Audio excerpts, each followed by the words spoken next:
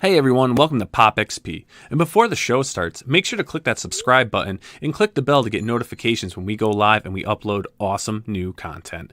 And don't forget, if you can, make sure to share our stream on all your social media outlets. We appreciate it, and thanks for helping us grow the POPXP channel.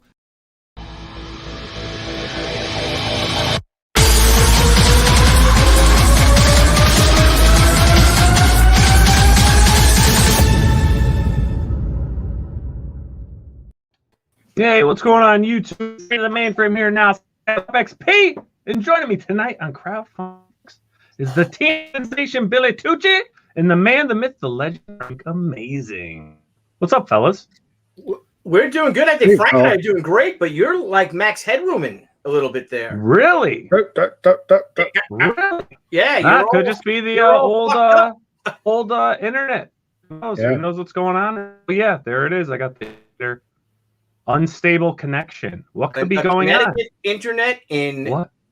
It's that internet out in the woods. Of course that happens. I don't know. That never happens now. What are you gonna do? That's all right, Scala. But anyways, is my audio okay? Not really. Okay. Come on, don't guys. Come on, cut the nonsense.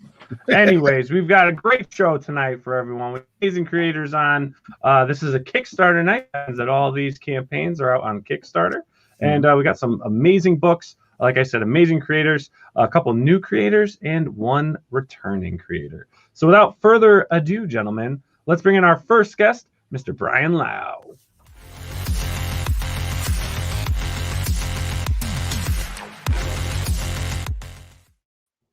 Brian, what's going on? Hey, how you guys doing, man? Doing good. Welcome to Crowdfunding Comics. It's your first time on, and we're really happy to have you. I'm honored. I'm honored to be on. You guys are great pros. So, thank you. I have to say, man, I've been looking at some of your stuff online and everything, and it's about time our paths crossed. I mean, you've got a few campaigns out there. This latest book you have is crowdfunding for issue 4, also a trade paperback. Before we get into your campaign, though, can you tell us a bit about yourself? Like how you got into comics, especially how you got into creating comics. Well, I guess I got into comics as a child. My brother, who's 2 years older than me, is a huge geek. I mean, so he would read comics and all that, and they'd be lying around. And I actually am an artist as well, so I got into drawing when I was young. So, but one of the biggest issues in my you can see my Secret Wars up on Mike Zeck is amazing. One of my biggest issues that got me into comics was I think at the cover of Secret Wars number 3, where it's got the Hulk, or 4, I think it's 3, where the Hulk is like under all the rock and he's holding it up, and there's just all the other heroes are laying out. And as a child, I remember looking at that and just going, I gotta find out what's going on inside this book just because of that cover. But then years later, I decided to go to art school. I went into commercial graphic and commercial arts at Macomb Community College. And during college, we had to do a comic book cover. And so I used the concept. My brother and I are geeks, and we would play Champions. You guys familiar with Champions? No. What's that? It was a role-playing game like Dungeons and Dragons, but with superheroes. And so I did this comic book cover designed on based off of a character my brother had made for that game, and it was kind of cool. And so later I did this like really detailed drawing of it, which is up on it's on the cover of the preview issue. But then that story I tried to do in college, and it was very like cliche and just like superhero-ish and stuff, and it wasn't necessarily unique. Could have been good maybe if it was written well, but years later I got married, had kids, and then this story with this character just started coming at me and becoming more realistic, like our future, like a sci-fi future. What if we entered the supernatural through the advanced technology kind of a concept? So from this character and this concept that I just said, everything just kept building and building and turned to this epic sci-fi, supernatural sci-fi. Oh, that's awesome, man. Now, where'd you grow up? I'm a Michigan guy, so Detroit, Michigan, and as you can see behind me, this Inferno City Firehouse, true stories from real Detroit firefighters. So nice. Oh, cool. I got a buddy of mine is a retired Detroit cop. Oh, nice. Yeah. Well, my grandfather was a Detroit firefighter for 26 years. So that's a rough city, man. I'll tell you that. It can be. I lived in East Detroit for years, and I was broken into 3 times. My car was torched. I've got some stories, man. But I love Detroit tremendously, and amazing, great people there. So there's some issues, but it's an amazing city with great history for sure. Yeah. Now let me ask you, Brian, what made you go the path of crowdfunding? I'm an independent comic creator, so I just decided to go forward with doing this book, and the crowdfunding is obviously just an amazing tool for when I started. It's a little bit new still, so that's where I'm at right now. As an independent creator, it's the main way I'm able to not only do the books, but do them at the quality that I'm achieve at this point. So. Mm-hmm. And what's the progression been like for you? Because there's a lot of new creators watch this show. They like to hear about other creators. I mean, how has the journey been? I do a lot of research on anything I'm interested in, and so I read a lot of books on entrepreneurism and success, or like Scott Adams to whoever. I mean, I just eat that stuff up. So in my research of doing comics, I over and over heard how much work it is, how hard it is. And I'd be like in my head, yeah, whatever. It's hard work. And it is hard work. So the progress has been a grind, man. I mean, a grind, but it's a passion. And I mean, in the truest sense of the word passion, where you suffer. That's the actual definition. But it's a passion because I'd explode if I'm not creating. So like my goal is I want to be successful, especially now that I have fans and the art team I work with is so great. I want to be successful for them because I feel like, like Irwin, one of my main pencilers, and he's such a great guy. I want him to be successful beyond me, but at the same time, if I can help him, because he's such an amazing talent and great guy. So, but the big goal is to just do something I'm proud of, not kick myself and say I should have tried. So I'm trying to produce these books at the highest quality possible. And I think that I have achieved that, especially considering I've worked with like people from DC and Marvel that are at the top of the game. So, yeah. Now you talk about your brother and yourself kind of geeking out over things and doing stuff. I mean, does he have any part in this, or is he a huge fan of the books? He's a big supporter. My brother is we actually in college, he was connected with the book. When we were doing it back then, it was called Half-Life. And that just never panned out. And like I said, get married, have kids years later. But my brother is just a huge supporter of the book right now. And he actually was one of the main coordinators at Motor City Comic Con, which is like our biggest show in Michigan. And he worked there for 23 years. He was in charge of so much stuff. And so he's into the geek culture, like in a different way, but not exactly the same way. I've been to that show a lot, so I must have met him.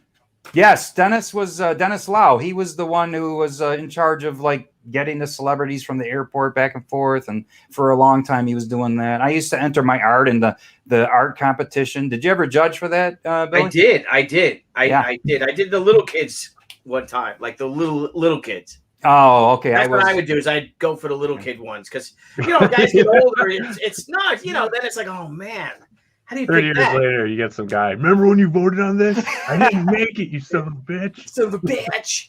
What about the little kids that crush my dreams? Yeah, but that was fun, and that show is one of the best shows. I love that show. Yeah, I wanted to attend that show. I think that was one of the ones me and Frank were looking at. And we're like, well, how far do we want to travel? It's a great show. My wife's cousins live there. Yeah, and it's a lost weekend. I'll tell you that though. Well, let's check out. Let's hook up with me if you want to go to the next one if we ever have shows again, and maybe I'll be able to coordinate something. They invite me. I go. That's it. I love that show because, like I said, my wife's cousins live there, and it's a fun show, man. It's great. That great hotel, the great bar.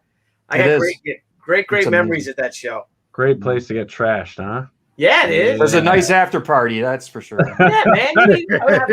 Kick back, have a few pops after a long day, There you go. Let's check out Staunch Ambition issue 4, which is currently live on Kickstarter. Campaign is running. 21 days to go. You're about, a little more than halfway of your goal, which is awesome. I just got another backer. Awesome. There you go. Boom. That's what we do here. So everyone, we've got Staunch Ambition issue 4 in full trade of supernatural sci-fi. So we're in issue 4. The past issues, they've all been crowdfunded, correct?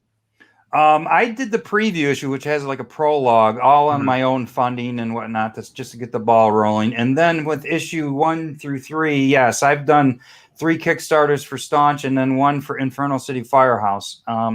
And this next one is going to not only be issue 4, but double-sized season finale. And I'm going to combine all these previous issues of Staunch into a trade, season 1 trade. And we're remastering issues 0 through 3 because you learn so much over the years.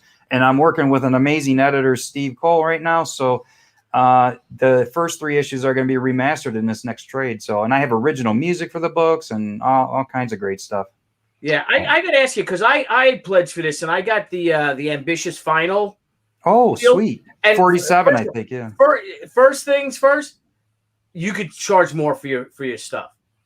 I think you're undercutting yourself a little bit. I think you can add a little bit, $5 more for I purposely made it a little bit more economical. Plus, mind you, the shipping's going to be a little later. So if you're thinking if maybe the shipping's throwing you off because I'm doing the backer kit.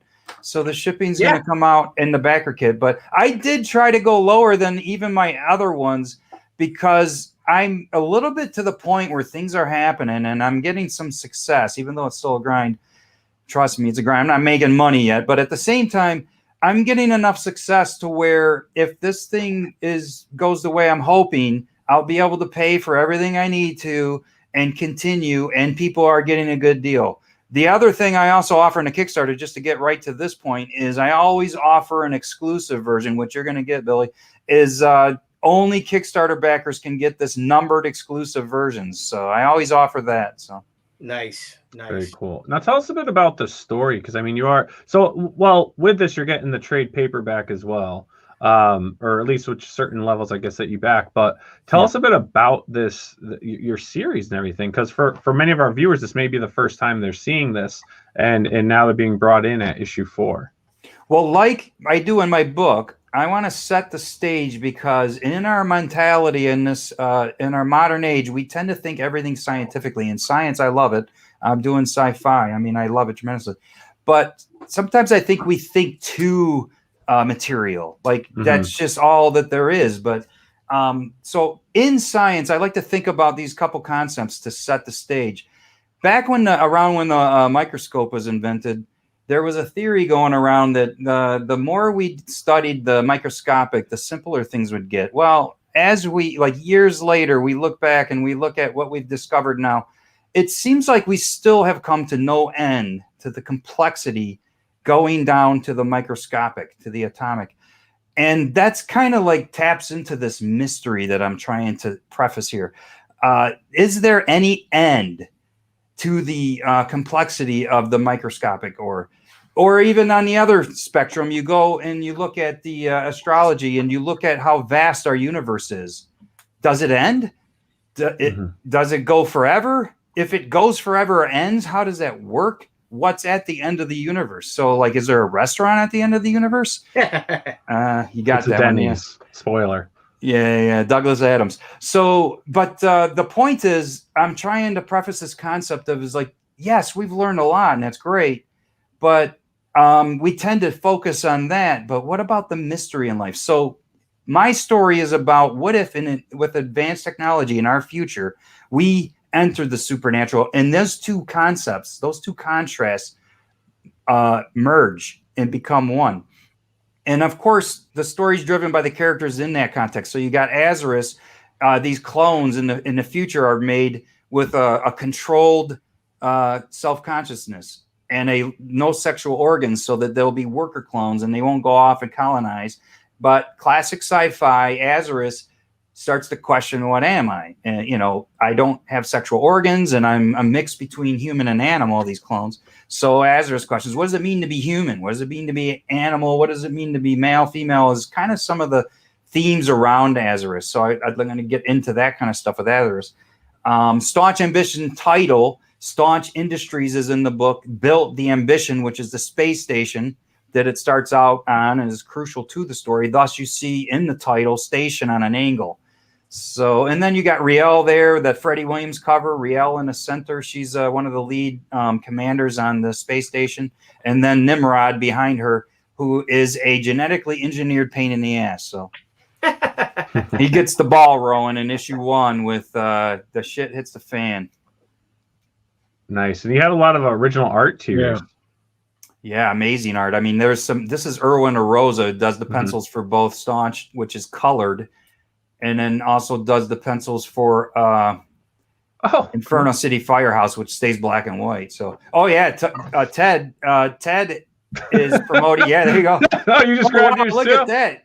2 of them right away. That's just bonus stuff right there. Ted's amazing. Ted's awesome. Yeah. Well, those are just bonus to just get you kind of introduced into his world. So at certain reward tiers, I'm not adding any extra price, which I could have, like Billy said, but at the same time, that's just bonus material that you'll get with your reward at a certain tier level. That's awesome. That's cool. Yeah, Ted, I see that. I've been seeing quite a bit of that actually in campaigns. A lot of other people's books are coming in as like bonus material and stuff, which is great. That's great camaraderie. You know, it's like, hey, you know, I'm going to have some of your books in my campaign. You know, when their campaign comes, they put some of your books in. He's like offering some Staunch, like the preview in issue 1 in his one of his stretch goals. Yeah, that's awesome. It introduces really cool. People, a whole new audience. It does. I like that idea. And where did I see that? I think I originally saw that maybe in Caleb TUCCI'S because he had some of Ted's stuff in it. And then I saw it in Ted's campaign and I saw it in someone else. But that's awesome. I mean, the art and everything. I mean, this looks amazing. Let's talk your soundtrack. Yeah. Really quick.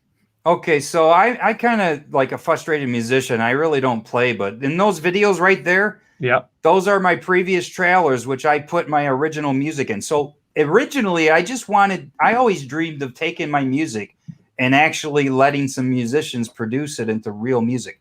And so that was just a dream of mine.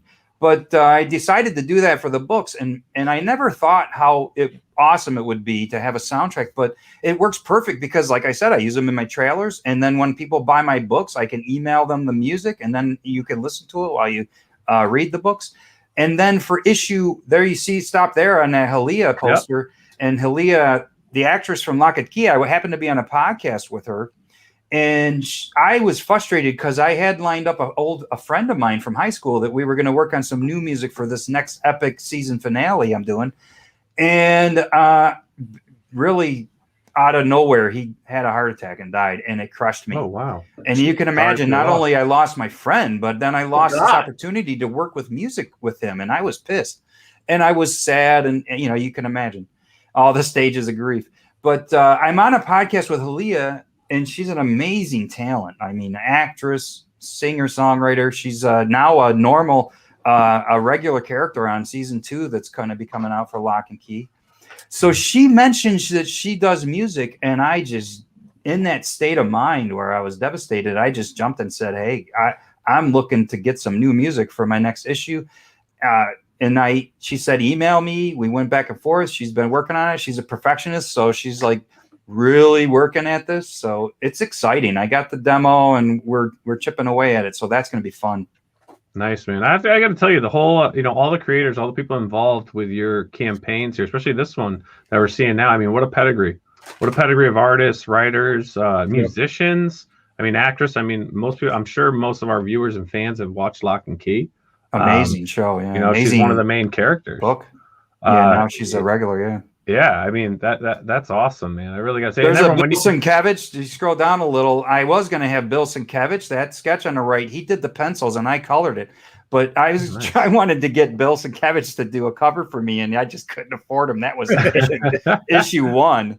I was like, okay, I can't afford that. But I had him do a sketch and colored it. So I've worked with a lot of. Now you got a Sienkiewicz cover. Yeah, kind of. It's like that's an amazing piece. Yeah. That's awesome. You know, he's very accessible. You should send him a message or a tweet or Instagram and just say, "Hey, you did this for me. You know, I'm a small independent creator. I would love to use a sketch you did as a variant cover." Yeah, well, I own that sketch, so there you go. I'm good with that. No, I'm going to use your thing for a variant cover. Yeah, but he wants a new one. Maybe a stretch goal. I'll do something with that. But there you go. There you go, buddy. Sienkiewicz. I mean, that guy's the master, man. I'm a huge fan of him. Probably because my stuff's a little more structured, and he's just all over the place with. He was like the innovator. Brilliant. Yeah, he is brilliant. That's for sure. But hey, man, I got to say, Brian, this campaign looks great. Your books look great. You've got this awesome lineup with a soundtrack. I do urge everyone out there, head on over to Kickstarter. All the links, just so everyone knows, all the links for all the campaigns tonight are pinned to the top of that chat. So if you want to check it out and you don't happen to see anything going through, Heroinberg is doing a great job posting links in for every, for our great guests. So you can get those. If you miss it, just scroll all the way up to the chat. It's pinned there. So head on over to Kickstarter, check out Staunch Ambition issue 4, and check out the video and everything. Let me also say, you can also get the Inferno City Firehouse book in some of the reward tiers as well, which is in this as you scrolled around. So, there's all kinds of things that are offered here. So, yeah, excellent. And remember, everyone, if continue helping and support the indie community. I know some of you don't back Kickstarters or this and that for whatever reason you have, but if you can, please continue to help the indie community by at least sharing the campaigns, on your social media through Facebook, Instagram, Twitter, whatever you're using, and just continue to help, fight the good fight. We are in that golden age. This is where the best comics are going to be found, are in the hands of the indie creators, from creators straight to the fans. Absolutely. So, Brian, I appreciate you coming on. We're out of time. We got to get our next guest on, but we totally appreciate you. You're more than welcome to come back on again to talk about any other projects you have going on. But yeah, everyone, get out there, check it out. Staunch Ambition. Billy's back to himself tonight. So that means you will have an unboxing day with Billy when that book comes out. Oh, man, I can't wait to send that out. There you go. Well, Brian, thanks so much for tuning in, and we appreciate it. And we hope you have a great night. Good luck. We'll continue pushing this campaign through our channels as well. Frank will be pushing it through Facebook and Twitter. I look forward to being on again, and I'm honored to be on. Thank you, guys. You got Great it. luck Thanks, to you, Brian. buddy. And Brian, and hopefully we'll see you down Detroit way.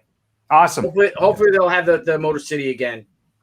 Yeah, that'll happen. Oh, it's going to happen. Yeah, there you go. Uh-oh. Let's party, people. All right, Brian, have a great night. Take care. Bye, Brian. All right. So that was great. The art in that looks amazing, by the way. Yeah. That looks cool. And I love that it has a soundtrack.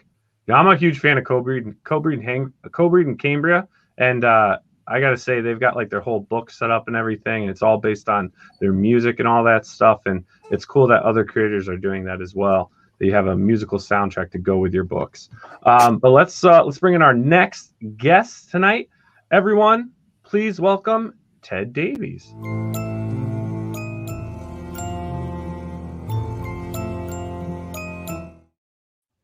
Ted, how are we doing?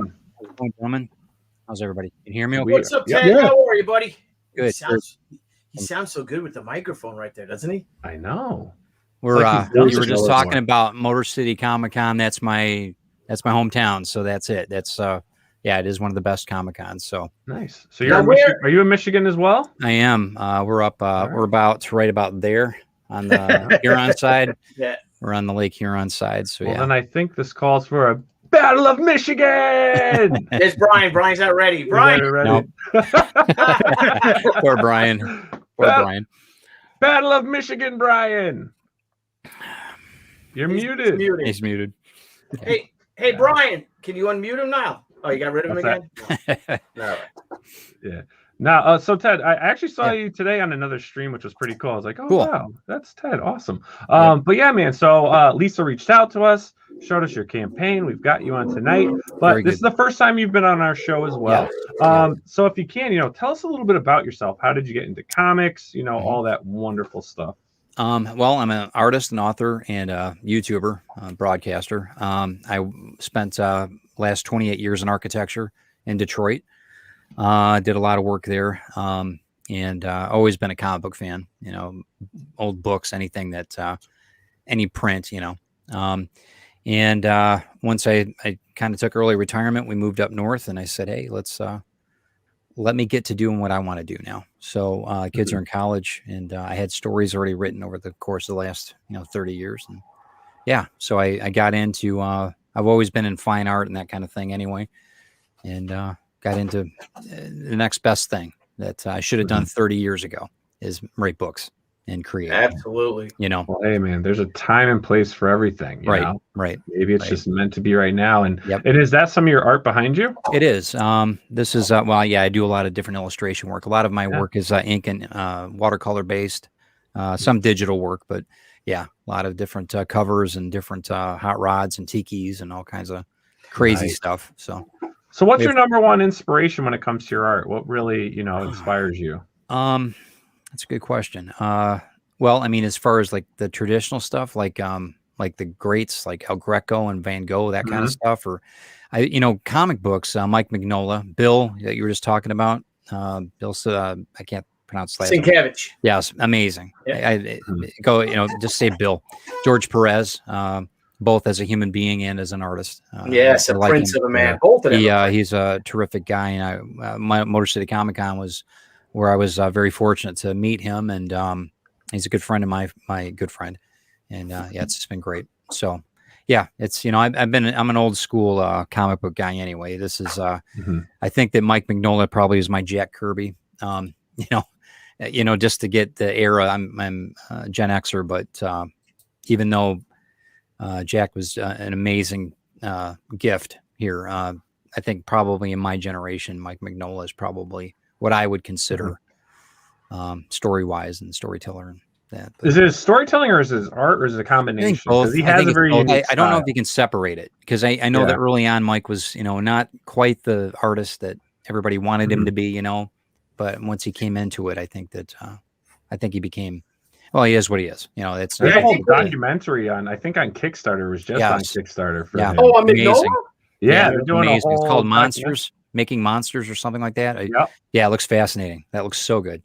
Yeah, I was like, I gotta get those guys on the show. Right, no doubt. How do I get a hold of this production company? They're making tens or six figures on some of these projects. It's amazing, and it just goes to show you, right? It goes to show you how dynamic and how everybody's platform is the same now. Really, when it comes down to it. It's pretty amazing stuff. Yeah, everyone's coming in. Everyone's coming into the crowdfunding. It's becoming such a big arena, but it's a good thing. I don't know. So this is your first campaign? It is. I've been holding off for a while. We've had, some of the stuff's cash grab. I always felt I wanted to be ready and make sure that I had something that was worthy, and that's just me being an artist, being an overthinking architectural guy. It's overthinking engineering stuff. But we built quite a following, and we've got such a great fan base. And I said, you know what, I want them to be part of that journey too. And it's a great distribution network. I mean, it's a fantastic platform. Any type of campaign that you can go with now. I think it's really the next move that we're looking at for distribution. I really think that's going to be the direct to fans, from creator to fans. What's better than that? Yep. Absolutely. It becomes personal. It's a true relationship. It is. And it's a journey. You know what? You can learn from me. I can learn from you. And let's do this together. Yeah. Well, let's check out your campaign. So you've got Grim 101 right up here on Kickstarter. Right. All right. So you have made your goal. You've got 3 days left on the campaign. Correct. Tell us a bit about Grim 101. I know it says here an illustrated dark comedy romance with a supernatural twist. Right. Grim is a story kind of started out when I was a kid. My mom was a youngest of 15 kids, if you can believe it. Oh, wow. Back during the Depression, farm family. You guys Irish or something? Yeah, no doubt. So her like older siblings in that were much older than her. Not decades older, but older. So when I was a kid, I'm the youngest of 5 kids, and I would go to these funerals, and I didn't know these people. They're uncles and aunts and whatever. And I would go to the cemeteries. I was 12 or 13 years old, and I'm looking around, and like I felt terrible. I felt like, why am I feeling this way? This grieving. I don't even know these people. So I said, well, what if there's somebody here that makes me feel like that? What if there's a being that makes me feel that way? So I made a mental note of that when I was a kid. And, as we go through life, you're driving down the side of the road and you see the old cemeteries that are overgrown, and nobody goes there anymore, and I'm always thought that was interesting, that people's lives get to the point where people just don't go back. They don't visit their relatives or whatever that are buried there. And as time goes on, we've all had jobs that we all hate, right? We can't get out of. We always get the manual. I don't know if you guys ever got a manual at work that you had to read and you had to do your job and you had to read and sign it. Right. Right. Exactly. Yeah. So I said, well, why don't we make this a little bit more fun? Why don't we make this about a guy or a being that's a Grimm in a cemetery that hates his job and he's not very good at it. And it's about a guy, being named Jim the Grimm. And he has been in this cemetery for about 150 years. And the only thing that he doesn't remember anything. He found himself floating in the middle of the cemetery. He's invisible and nobody can hear him. And there's a book on the ground. So he picks the book up and it says Grimm 101. And basically it's a manual about how to be a Grimm. And he's terrible at his job. He hates it. He doesn't know what a stand-up comic is, but he eventually finds out because he's 150 years in this graveyard. He understands that people actually enjoy being there. People actually come in and have picnics by their relatives' gravestones, and he's just really bad at his job, really terrible, and he hates it. He can't leave. And I think, like you said, we've all been there, right? And through the course of this, the book is based around his memoir of the last 150 years that he's been there, and nobody's ever seen him. Nobody's ever heard him, but he notices that there's a woman that bought the cottage right next door to the cemetery. And he's intrigued. He's never really noticed anything about human beings like that before. And the thing that's weird about it is she can see him and she can hear him. And that's how the story ensues. So there's 4 books in the series. This is the first of the series. And it's kind of I don't really know if it's a comic book. It's more of a memoir, illustrated prose book, I guess. It's not many pages. It's about 40 pages. But it gets it's just set up to where you're seeing a memoir of him first, of Jim's journey, I guess you want to call it that. And then the second book will be more so Gwendolyn's journey, her perspective of things. And then the third and fourth book will be the origin story of how he ended up there and what happens to them ultimately. So is it more? So it's more not really in the comic sense of panels and everything. Right. It's more of an illustration, right? I would say it's an illustration prose, not novella, but I'm trying to experiment. One of the things that we run into a problem with in architecture years ago was everything's boxed in, right? And I spent 30 years building outside the box. I'm always trying to stretch the way I make books. I want to see, do we have to label it a certain thing? Do we have to do that? Do we have to? Because comic books, we know a comic book, we know what a graphic novel is, we know what a prose book is. But what if we just expand a little bit on it? Maybe we'll learn something new. So a memoir that is grim. Yes. There you go. Grimoire. Yeah, that's good. That's good. So here down there, it has a little bit of a bio. I see that we have a couple more books that you've done. Yes. Yep. Retrieve was a sci-fi thriller that I put out about 2 years ago, and it's actually being scripted for option now in LA. It was picked up by. That's been an amazing journey. That one has been. Retrieve is we had 2 books out, and then we got a call from a producer in LA. So I've held off on the 3rd through 5 books out of that series until I get a few other things caught up with the scripting. But that's a really good, that has been a real flagship. I was working on it for about 5 years before I actually put the books out. And I can give you the elevator pitch if you'd like. If not, we can move on. Yeah, no, why not? So Retrieve is about 2 brothers. It's set in the future, about 50 years from today. And in the future, quantum computers are happening right now. They're just beginning. And it's going to be fluid-based technology. There's a lot of things that are happening with silicone-based is going to be kind of away. We're kind of moving away from that now. And the processings are going to be a lot faster. The algorithms will be able to process so much faster. And the Satcher brothers, they're actually they're Michigan grads, University of Michigan grads, of course, right? And they're mathematics, and they own an AI company, and they come up with an algorithm that is kind of different from any other algorithm. The algorithm that they come up with is a electronic signature for a soul that's passed on. So in the future, they think that reincarnation is this kind of a normal thing. We're reborn, and that's this kind of the way society thinks. Doesn't mean that there's not religion or anything. There is, but the way that Retrieve works is the Satcher brothers are actually their great-grandfather was in the Holocaust, and he obviously got away.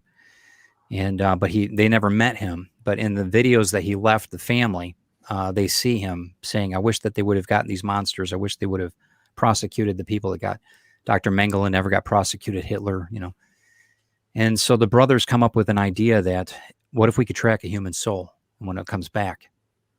So they come up with the algorithm, and it's within a 3 to 5 year window of when the soul is going to return to Earth as a human. And the UN gets involved. And there's a lot of undertones in this, but basically what they do is they retrieve is a program that's designed so that they can recall and then regress a soul to its original life before this. So they're going after Mengele and Hitler. And the problem with that is that, you know, they're not necessarily the same people that they were back in the 40s, back in the 30s. And that's the problem that they have. So Retrieve's based on a simple idea, you know, can we prosecute for crimes that people were never brought to justice in their past lives? Should we do that? Right. It's also, what if they come back as a little kid and haven't done anything yet, you know? Exactly. Well, and that brings up a good point.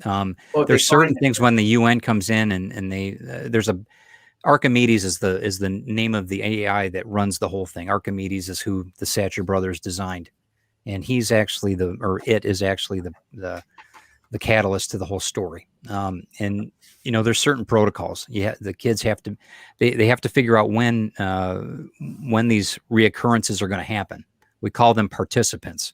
When these reoccurrences, when you come back to Earth and are reborn.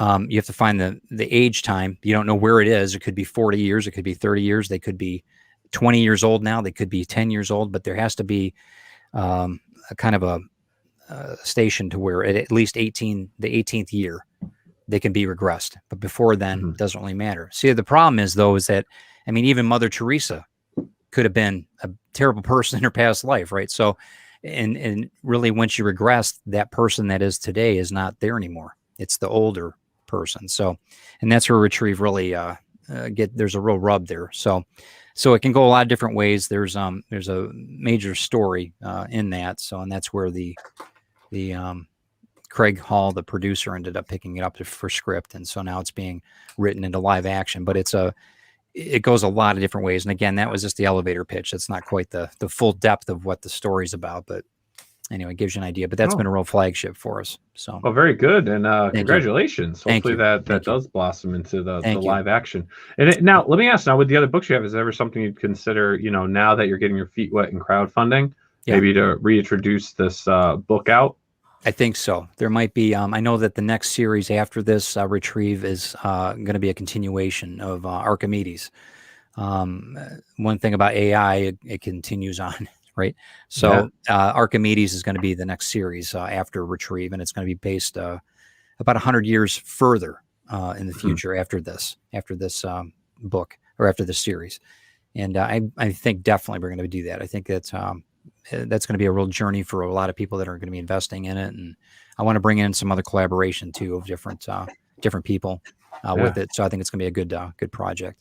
Very cool. But I got to say, I mean, we're running out of time in your segment here, but I'd have to say, you know, seems we can get really deep with you, Ted, into some serious conversation. We'll have to have you back on. Hey, but you let me know, guys. I mean, I found it fascinating, so I backed it. I got the soft cover edition. I just always grab the first book.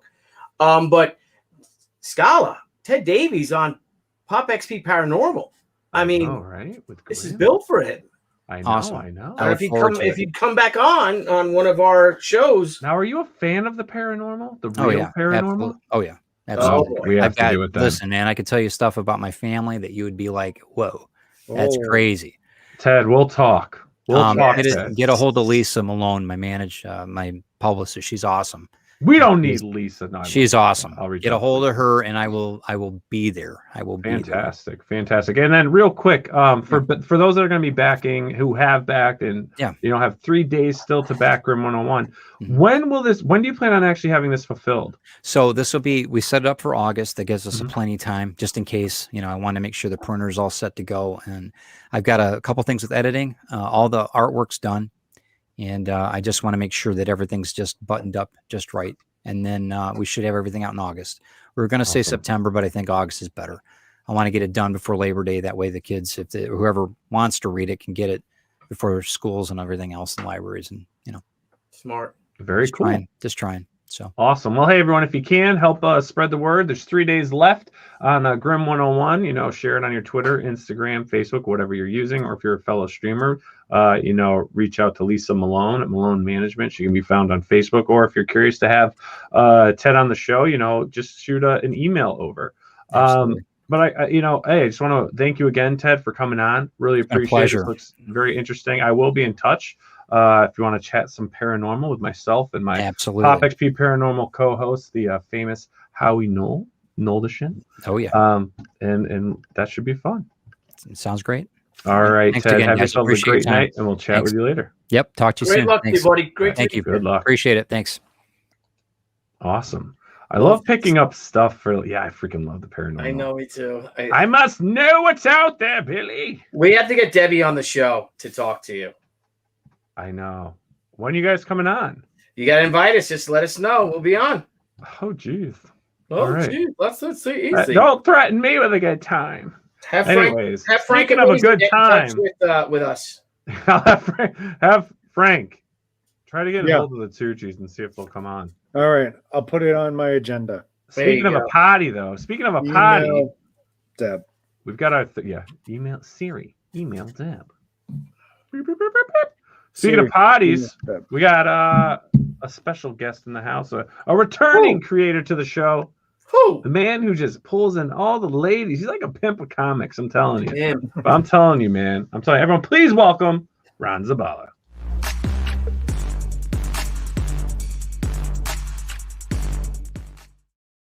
Ron! Hello. Welcome Thank you for having me back. What is round 3, I think. Round three. Yes. Round 3, homie. Fight. Ron's in the house. How's it going, guys? Going good, man. How have you been? How has life been in lockdown? I think last time we had you on, it was like at the beginning of the lockdown stuff or something. Yeah, it might have been right. Oh, wait, that reminds me. My God, what am I doing? Jeez. Yeah, what are you doing? Wear your mask. Come on. My Samurai of Oz mask that I had. Look at you. Plugging that away. Yes. I didn't do them for this campaign because I think masks aren't probably going to be much useful. We won't go into that, but I think by the time the campaign fulfills and finishes and everything, it won't be that big a deal anymore. So, yeah. So like as a memento, like hey, I remember this happened during that time, so I got this. I got this from that time. That's kind of how I felt about when I did that as an add-on for that campaign. I got to ask you something, Ron. Sorry to change topic, okay? But we've had you on, I think it was like in our first year of doing this. I think you might have been a guest in our like first 50 shows or something. And we've been watching your campaigns. We've been watching you, Ron. And watching you. Can I just say what an example you set for creators out there? Thank you. Because you actually are stepping. Like literally stepping. Like I think the first time you had you on, like you broke like 40-something thousand. Right. Whoa, it's never been that much. It's never been that high. And I look at your current one, it's like each campaign you're doing better and better and better. And man, like you're just a little over like $8,500 from like breaking 100K. Yes, working on it. I'm hoping. We'll see. That's crazy. But the last two broke 100, so we'll see if I can get it up there. So here's the thing. Valkyrie, so when Patriotica first came out, it made 42. That was my first Kickstarter ever. It was incredible, Patriotica. But when Valkyrie hit, it only made 27. That was my second campaign. And I was like, what's going on? That's not the direction I want to go. But, it's a different fan base. It's a different story, a different universe. And so, I was like, I had to accept that. It was hard at first because I was like, oh, my God, this is horrible. But then I did the next Patriotica, and it was higher than the first Patriotica. So I'm like, okay, so that's what's happening. Yeah. So I felt, I was like, okay, I get it now. One book can do better than the other. But then Oz came along, and Oz jumped up to 50, which like blew out Patriotica. And I was like, whoa, now. I was actually thinking, you know what? I might have to phase Valkyrie out of the Kickstarter scene because Patriotica and Oz are both at 50, and Oz is down in 20. The second one I think made 29 or something. So I was really contemplating it. But then the third Valkyrie Saviors hit, and it hit 57. So I was like, "Well, here we go." It took the first place. So now every campaign, it's been like, "Oh, it's not just competing against itself; it's actually competing against my other titles," which it kind of keeps me busy because I'm always trying to get them up there. But right now, Valkyrie is more than double, or close to double. It's at 91. So the last one was 57. So I mean, still like significantly higher compared to the previous Valkyrie. But that's like look at like Polito's stuff, right? I mean, Lady Death is flagship, right? Lady Death is flagship. It's always soaring. But then he's got the other titles now that he's doing, and they all. But if you notice, though, each campaign, even though some do better than others, for the most part, and yeah, you will have that. Like maybe one actually does better than a Lady Death campaign, or just does a little more. But they all are stepping, and that's what I'm saying. All your campaigns are stepping. So yes, you're doing different titles, and different titles have already broken 100K, but now Valkyrie is now approaching that 100K mark. So now it's like another book in your universe is now approaching the 3K mark. And will it make it? Maybe, maybe not, right? Because you've got 49 hours left. But the fact that now look at how much this has grown too.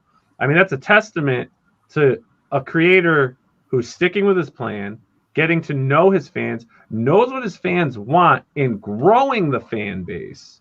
I mean, that's incredible. I mean, that's a very short period of time. I've got really awesome fans. They're always there supporting, and just turn out for all my Kickstarters. Like I don't hear from them between Kickstarters. Some fans I don't hear from, and then bam, Kickstarter hits there. Yeah, here we are.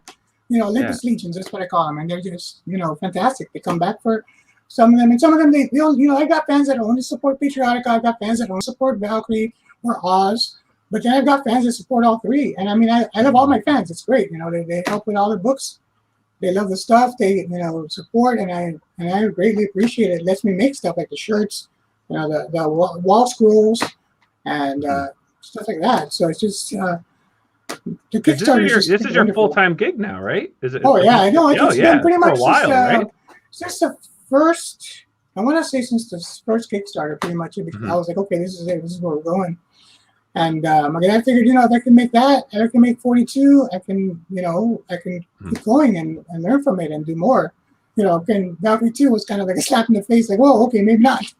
But then Patriotica 2 was back up to the top again. So I was like, oh, okay, so figuring it all out, and there's a lot more people doing Kickstarters now. It's it's much more crowded. The crowdfunding is more crowded, but I still got wonderful fans coming and supporting it, and really appreciate it. And it just lets me make more. I've got more. I've got my 3 series, but I am actually introducing a new one later this year, and Mad Wolf and Cop, which is kind of like Beauty and the Beast and Gargoyles and Thundercats, all these kind of things inspire it a little bit.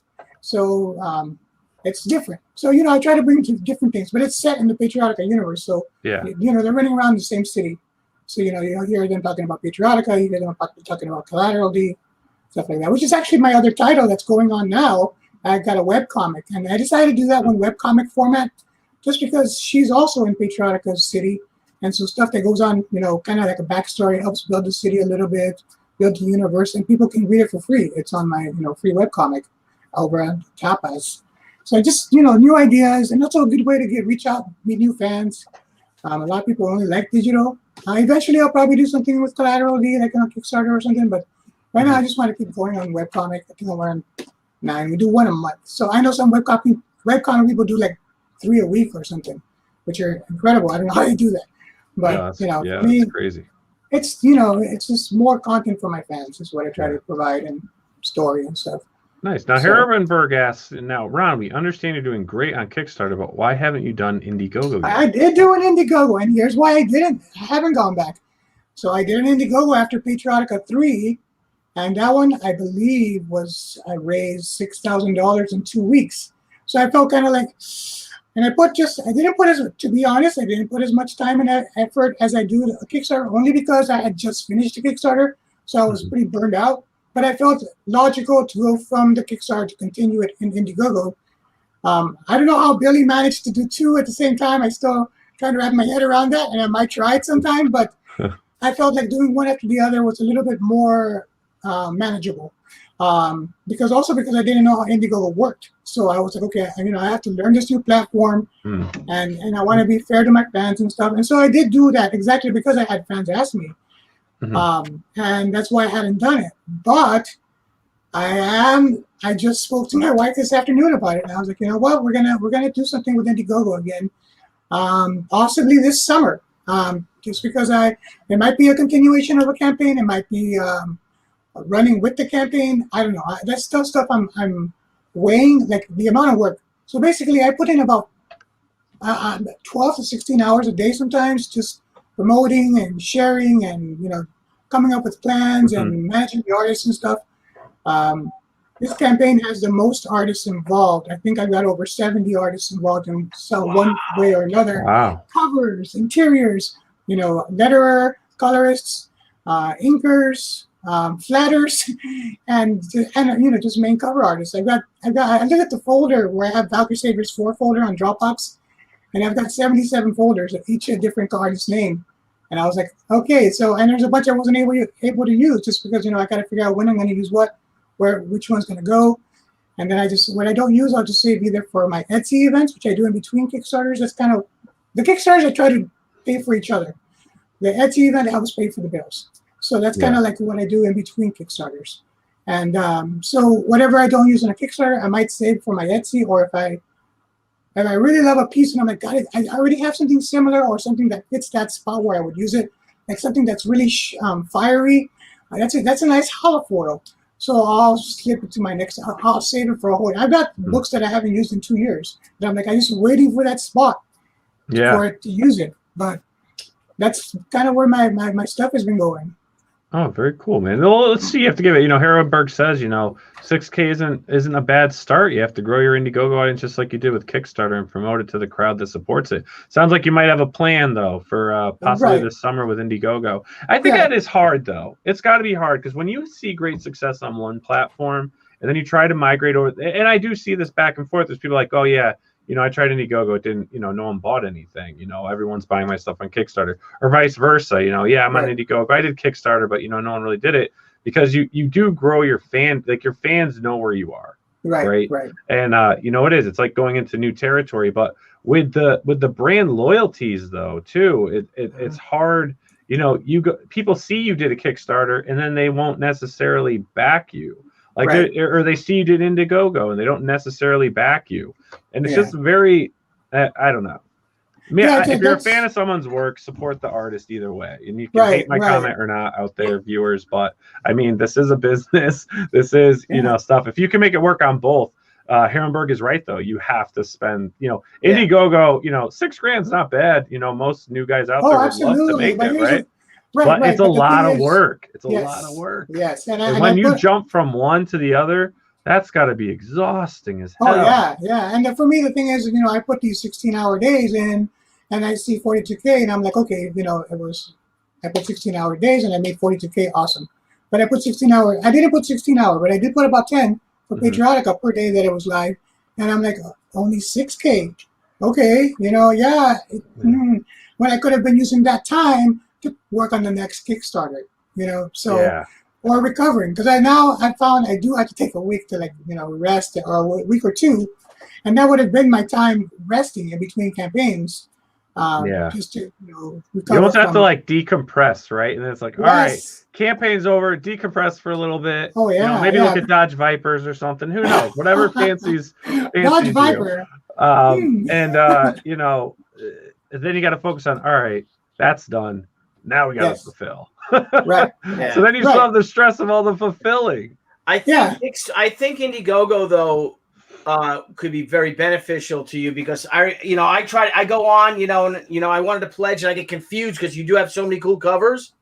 And what sucks about Kickstarter is that they don't have the pledge level with the photo. Right. And that is a big advantage. As opposed to Indiegogo, and because you have so many, I think it would really help you. Yeah. I think it would be worth it to do something like that. Yeah. For Patriotica, I definitely want to change things up too. Because, I've had a lot of suggestions, like putting numbers on the tiers, which some people do, or some kind of number code so you can just look at the number and the image. I think that's cool. Some people put 1A and then the cover. But if you go look at 1.8 for the image 1.8, oh, that's 1.8. Okay. So as opposed to, here's the name of the image, but you don't recognize which cover it is. Well, yeah, you see that with campaigns sometimes. Yeah. I try to label my covers now with the name and in the same order, but I still think people sometimes aren't sure what's what. And I think that might help. There's a lot of things that we can try. Always, that's the good thing about Kickstarter. You can always try new things. Yep. And for the Patriotica campaign, which is the next one I'll be doing, I am going to try a lot of new things and make some adjustments where people have asked for things and change things. And I'll still have evolving tiers because that's something people complain about, but people love it too. Once they get their rewards and like, oh wow, I got all this. That's what that meant. So I have people that are like, what does that mean? What does it do? How does that work?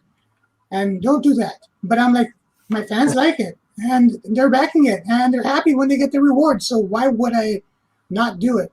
I do know that it can be a little bit more than what a standard Kickstarter, because I do have why can't you do your Kickstarter like so-and-so and so-and-so? Like, well, that's just how I do my thing.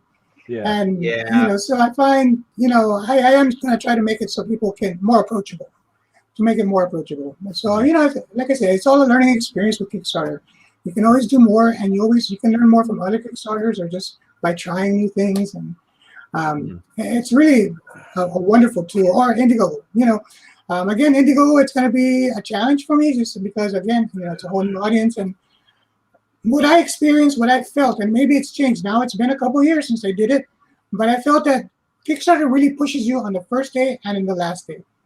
Like, really pushes you. It actually does a great job of putting you out there. But it's just like you're dead in the middle.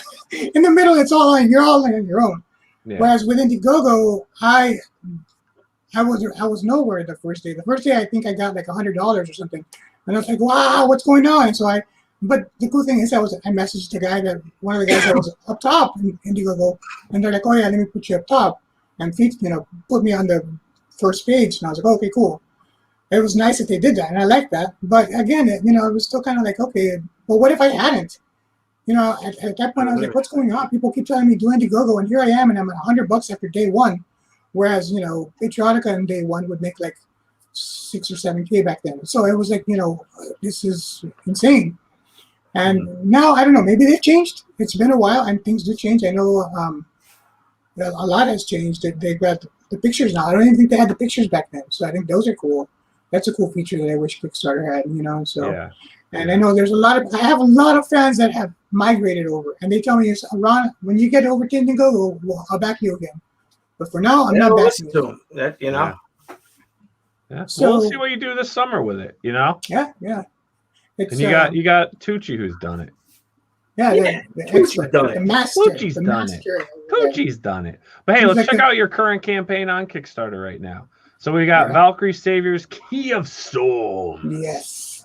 So where are we at in this? Yeah, this is a great cover. Who did that one? So that is Sun. Yeah, and I don't want to mess up the last name. Kamunaki, I think is how you say the last name. Yeah, she does amazing work. You have too much stuff here, Ron. Too much stuff. I can't get through all this. Yeah. We need an hour-long show just to get through. That's my secret plan, so I can stay on and talk about it more. Well, now just keep scrolling. Can you see this here where I'm scrolling? Watch. It barely moves. I like to show pages, I like to show the interior pages. And now these are all the add-ons, the meme covers. Nice. It's just, I try to give people a lot. A lot and a lot of good stuff. So I try to get the best interiors, the best covers that I can. Just so people, when they crack open my book, they're happy, Yeah, I'm gonna have to spend a good half hour on it, looking through. I'm right here. Send me a message if you got any questions, Billy. All right. Now that's a beautiful cover. This is a great cover. Jeff Spokes, that one, he knocked it out of the park, and he's gorgeous. And I got a Patriotica I got a lot of. He's an awesome artist. I'm definitely looking to do more work with him. Mm-hmm. Well, actually, so let's get into the story. What is obviously we have amazing covers and everything, but what's the story about? So I'll do the quick pitch. It's the college students by day, giant Valkyrie warriors by night. They fight gods, monsters, and zodiac gods and college life. So it's heavily anime inspired. Just all sorts of various old school anime from when I was a teenager, and I thought, okay, we'll make it into a more of a Western comic setting and kind of fusion of Western comics and anime. So you'll see a lot of anime themes and things like that. But you've also got the Western comic style and you know, traditional layouts of comic pages. And yeah, it's action, comedy, and magic stuff. So that's basically Valkyrie Saviors. They're fighting, you know, the giant girls fighting the giant monsters, the giant warriors, and at the same time trying to make it funny and fun. I've got some elements of mystery, like why certain things are happening, and it's just something that I wrote a long time ago and actually had the comic done. And much like Collateral D, I showed it to a couple top producers, and they were like, "This isn't gonna fly." So I had it completely redrawn from scratch. I rewrote it and I had it redrawn. Wow. And I did the same thing with Collateral D, the webcomic. So I have that comic. It was all 20 pages. That was supposed to actually be my first comic.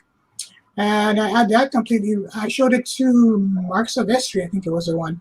And he was like, this Patriotica thing and this is hot. This and Valkyrie Saviors might be okay. But this Collateral D thing, so I that's what I remade it and put it up as a webcomic. So even if it's still not, you know, it's a webcomic. It's got over 10,000 views. So I'm like, okay, it's working. It's got something going on. And with Valkyrie Saviors, it's just something different. You know, it's not what your standard comic with these giant armor-clad warriors fighting in a modern city. Yeah, I gotta say this. I love this cover right here. I know. Yeah, that's incredible.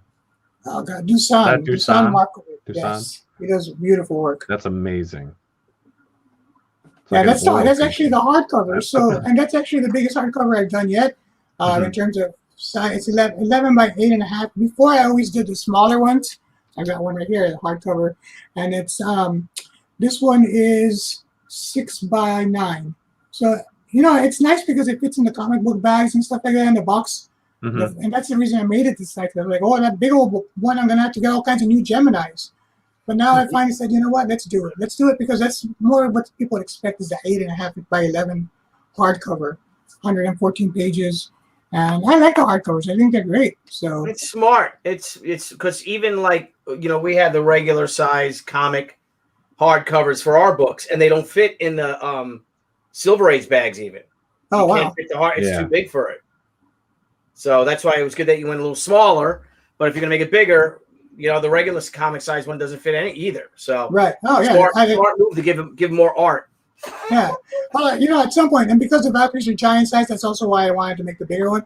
I wanted to do that giant size book that, you know, those original arts with Jim Lee that recently, you know, the X-Men thing. I wanted to do one of those, but I couldn't find a printer that was in the budget. I basically probably have to do a Kickstarter just for that because it seemed like you got to order like X amount, and it was pretty sizable amount at a sizable price. And so I was like, you know, that's not something that can be just an add-on because, you know, if only 20 people add it, I'm in trouble. So it's got to be something that, you know, maybe a special event on my weekend. I don't know, something like that. Hey, Eric. I want to point out real quick, kind of just, you know, you've got, whenever you go to a campaign, you've got the creator's little bio icon here. Ron Z, right? 13 created, 406 backed. He doesn't only create campaigns and crowdfunding. He's obviously a supporter of many independent creators out there as well. And that's freaking amazing. I try. You know, it's karma. I believe in karma too. You know, and also a learning experience. Plus, you know, I feel like, you know, I was helped by Kickstarter, so I want to help other people too that are just doing their first campaign. Most of those, I would say more than half are like first time campaign people. So I was like, you know what? They help me. I want to help back. And so typically I'll get the first physical tier. That's like what, you know. But there's sometimes where I'll see something that's like, whoa, that's cool. Here we go. You know, take my money. And I'll get a bigger tier if it's something that, you know, really pulls me in. You know, that's great. That's because you do see a lot of creators, not a lot, but there are a few out there, and you'll see that they have 2 campaigns, but they've not backed anyone's ever. Yeah. You see like campaigns created, nothing back. Like that. Yeah, and it's, you know, Jimmy Palmiotti said it. He goes, the first thing I do about a campaign, and you know, he buys a lot too. He's like, I'll see if the creator had backed other projects, not his. you know, but other people's. And if they didn't back another project, he won't pledge for it. Yeah. It's for me. That's actually something that's kind of high risk, because you see if someone, you know, they have zero backed and zero. Hey, zero backed and zero that they've ever made. You're kind of like, okay, now this person's how serious are they? They're not backing anybody, and they're just, you know, running a campaign, and you know that's something that's kind of like, okay. But when I did my first campaign, I already had backed 100. I waited till I had 100 backed Kickstarters, just to learn, to experience Kickstarter, get a feel for it, and you know, I feel like that's where. But hey, we're at the 48 hours. Here we go. Final 2 days. Final 2 days, guys. There you go. Yes, here we go. So it ends Friday night. Friday night around this time. Friday night at 8. So yeah, you know, it says it's like 48 hours and 59 minutes. Nice, perfect. Nice. So Friday night, 8 p.m. We got to get your pledges in, get your add-ons in, check out everything. You know, I tried to give you got issue 1, 2, and 3 in there. This is issue number 4. The next volume. So 4, 5, and 6 will all be together. 1, 2, and 3 you can get in the hardcover. That's what the hardcover has, issue 1, 2, and 3. And the other artwork with Tucson that's on there. So, let me bring it back up. You can see. But that's the old hardcover. You can see the new one's way bigger, and it's got Tucson's beautiful artwork on it. So great. Nice. Well, hey, everyone, check it out. There's a lot to this campaign. There's a lot to go through. Many different levels you can pick from. There's an awesome breakdown of all the stretch goals that have been unlocked, ones that are still ready to be unlocked. And, you know, again, if this is your cup of tea, check it out. Watch the video. You know, if you have any questions, there's a contact for Ron. You can always reach out to the creators through Kickstarter. But check it out. Back Valkyrie Saviors, Key of Storms. Share it on your Facebook, Twitter, Instagram. Help continue supporting the indie scene. As you can tell, you know, Ron is no stranger to supporting independent creators. 406 backed, 13 created. So definitely, you're definitely right there, my man. Top tier. Yes. Top tier. Thank you. Yeah, bro, you'll break it. Yes. It's the biggest bitch. We're gonna work on it. We're gonna be working on it. There you go. All right, handing out flyers in the corner. All right, there you go. Put them on people's windshields. Yes. Right in the parking lot when you go grocery shopping. Just put them everywhere you can. But Ron, thanks so much for joining us tonight. Thank you guys for having me. It was a pleasure. Good luck with your last 48. I'm sure you're gonna crush it even more. And yeah, man, let us know when you got your next campaign going. All right, we'll do. All right, awesome. Have a great one, Ron. Thank you guys. Good night, everybody. Good night, Ron.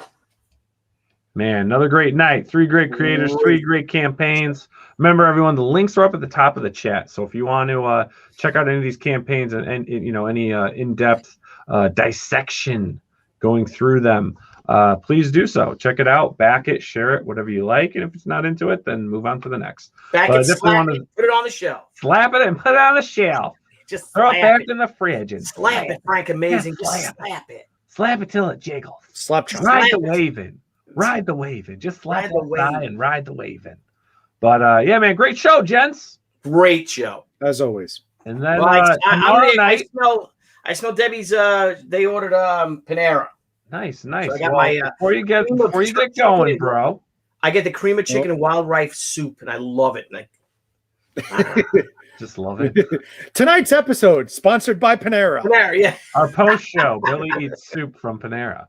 But hey, tomorrow night we got we're welcoming Second Sight Publishing. We've got Alfred Page in the house, Marvin Wynn, who's been on the show before, Marcus H. Roberts, and Carla Nappi. They're going to be talking about their books. They're going to be talking about Second Sight Publishing. Many creators doing some great things. We're going to have a Creator Power Hour with Second Sight. So if you guys want, please join us tomorrow night at 9 p.m. for that. Should be a good time. Other than that, everyone, I got to tell you, She Haikyuu is still available in demand only on Indiegogo. So make sure to head on over to Indiegogo and get your copy of She Haikyuu. Thank you, Nile, for that. Oh, you're welcome. I'm working on the craziest commission I ever did. What? The Salamandroid. Salamandroid. Now that's a detail. I got to do a whole bunch of white out here. I screwed things up, but it's looking really good though. It's getting there. That thing is huge. That thing is huge. Sal. Did you guys ever see Broad Day Afternoon? Sal's a killer. Well, everyone, have yourselves a great evening, and we will see you all tomorrow night at 9. And if not, we'll see you next week. All right. Have a great night, everyone. Thank you, guys. Hey, everyone. Thank you for joining us on POPXP. If you haven't already, make sure to click that subscribe button and also click the bell for notifications when we go live and we upload some awesome new content. Also, don't forget to head on over to Twitter and follow us at the POPXP and over on Instagram at the POPXP. Thanks again, everyone, and we'll see you soon.